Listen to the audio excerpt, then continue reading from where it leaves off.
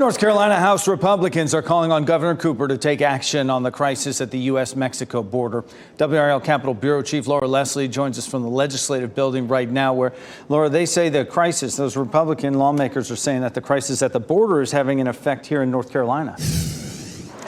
You know, Jeff, state lawmakers don't usually wade into national politics, but House Republicans made an exception today. They're calling on Governor Roy Cooper to direct the state guard, National Guard, I should say, troops that are currently at the border in Texas to work with the Texas Guard rather than working with the Federal Border Patrol.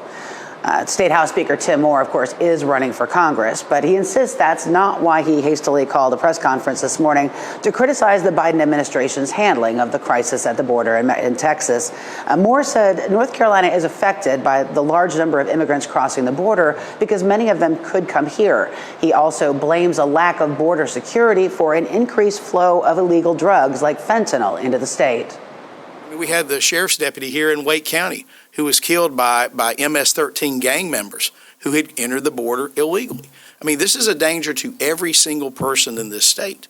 And I don't want to overplay this or try to hype this up, but we've got to deal with it. We recognize it's a problem that we're hearing from. WRAL has not independently verified that the suspects in the killing of Deputy Ned Byrd were in fact members of MS-13. In the meantime, Governor Roy Cooper offered this response to Republican lawmakers. A bipartisan U.S. Senate is close to the strongest border security law in a generation. But Donald Trump is telling Republicans to stop because a tough border law hurts his campaign. If Republican legislators really wanted a strong border, they would release a statement supporting this legislation instead of bowing to Trump and supporting violating the Constitution and rule of law. Well, I asked Speaker Moore whether he had spoken to North Carolina's congressional delegation about that bill. He said he won't have any say over what Congress does, quote, until next January.